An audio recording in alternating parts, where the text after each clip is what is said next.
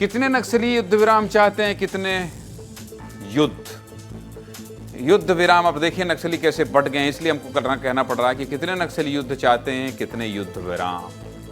बहुत बट गया है नक्सल संगठन। दंड कारण अब नक्सलियों के हाथ से निकल चुका है। नक्सलियों के सबसे बड़े क्षेत्रीय कमेटी ने सीज फायर की गुहार लगाई है। मार्च 2026 की डेडलाइन से पहले नक्सल संगठन कई हिस्सों में बिखर गया है। एक के बाद एक छत्तीसगढ़ के सभी नक्सली गुट सरेंडर की स्थिति में आ रहे हैं।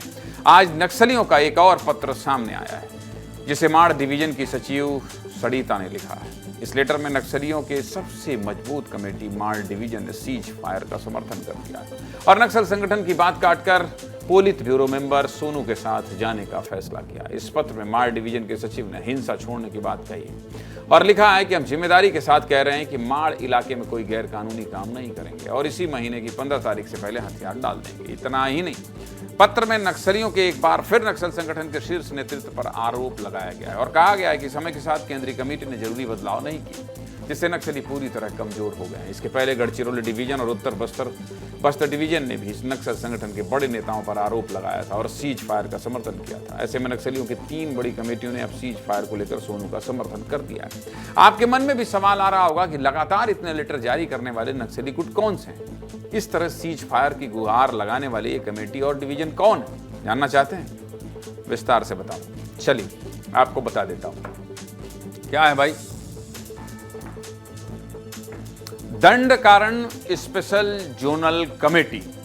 ये जो गढ़चिरौली का इलाका है, उत्तर गढ़चिरौली, उत्तर बस्तर डिवीजन, माड़ डिवीजन, बीजापुर पश्चिम बस्तर डिवीजन है और सुकमा जो है वो दक्षिण बस्तर डिवीजन है।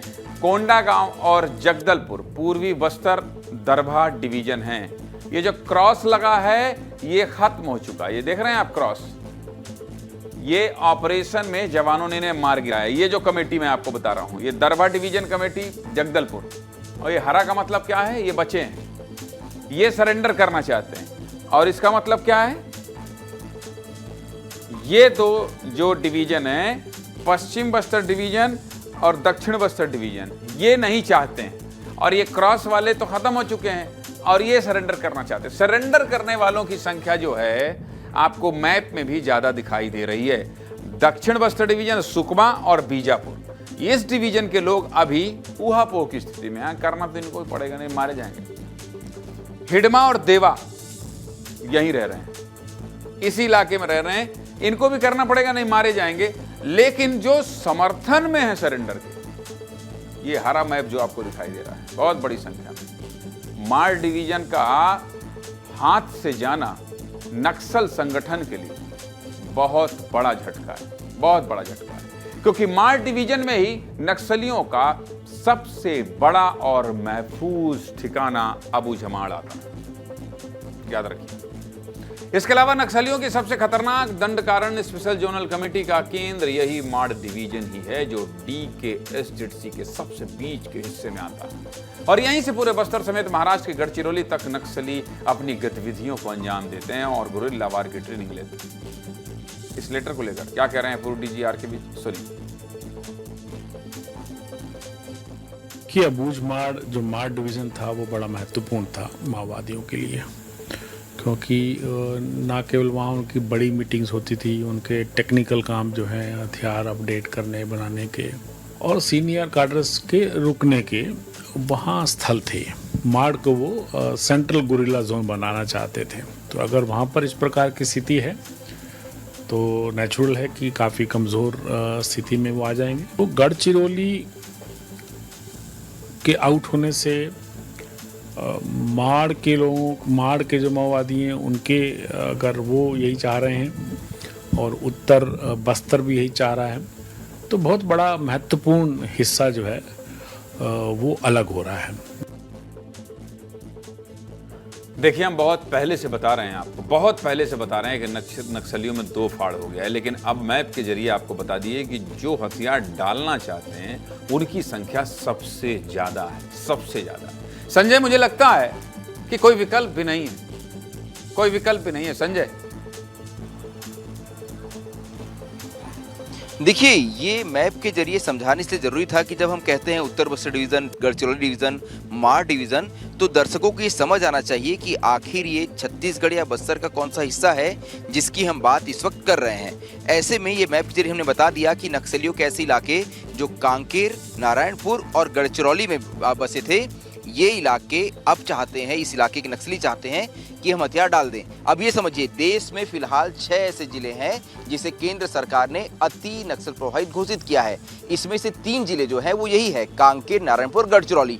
ऐसे में वो 3 जिले जो नक्सलवाद का सबसे बड़ा केंद्र थे, उसके नक्सलियों ने क्या कहा है? उसके नक्सलियों ने कहा है कि हम हथियार डालना चाहते हैं। यानी कि 31 मार्च 2026 की उस डेडलाइन से पहले ही नक्सल संगठन जो है वो आपस में टूट गया है। इसे अब बगावत पहना जरूरी नहीं होगा, क्योंकि देखिए क्या है, अगर एक संगठन में कुछ लोग संगठन की नीति की अलग बात करें तो इसे बगावत कहते हैं, लेकिन अब तो संगठन का एक बहुत बड़ा हिस्सा जो है वो ये कह रहा है कि हमें हथियार डाल देना चाहिए। ऐसे में ये माना जा सकता है कि अब एक नक्सलियों की बहुत बड़ी टीम जो है वो ये चाहती है कि हम हथियार छोड़ दें, हम मुख्य धारा में वापस लौट आएं। लेकिन अमित शाह के बयान को ध्यान देना चाहिए। उन्होंने साफ तौर पे कहा है कोई सीज फायर नहीं होगा। नक्सलियों के पास इकलौता रास्ता है कि आप हथियार डालिए, समर्पण करिए और अपनी पुनर्वास नीति का लाभ लीजिए। यानी कि भले ही नक्सली सर फटोवल कर रहे हैं, नक्सली एक दूसरे पर आरोप लगा रहे हैं, समर्पण करना चाहिए, नहीं करना चाहिए, लेकिन सरकार की नीति साफ है, कोई भी सीज फायर नहीं होगा। आपके पास इकलौता रास्ता है आत्मसमर्पण। यही वजह है कि इस खबर को दिखाना जरूरी हो जाता है। माढ़ वो इलाका जहां फिलहाल देश के सबसे बड़े नक्सली छिपे हुए हैं, जहां 21 मई 2025 को देश का सबसे बड़ा नक्सली बसवराजू मारा गया। कुछ दिनों पहले हमने खबर देखा भी संजय आप कोसरा ब्रेक और करेंगे। संजय, मुझे लगता है एक दिन आप ये खबर भी ब्रेक करेंगे। 2 खबर आप ब्रेक करेंगे। एक तो ये करेंगे कि सबसे खतरनाक नक्सलियों का समूह इस माढ़ डिवीजन से आज हथियार डाल के सरेंडर कर रहा है। तारीख समय सब नोट कर लीजिए, फिर आप बाद में मुझसे लड़ते हैं। और या दूसरी खबर आप ये ब्रेक करेंगे कि माढ़ डिवीजन के सभी खतरनाक और खूंखार नक्सलियों का खात्मा हो गया है। 2026 से पहले ही गृह मंत्री अमित शाह की डेडलाइन खत्म हो गई है। बहुत बहुत धन्यवाद आपका।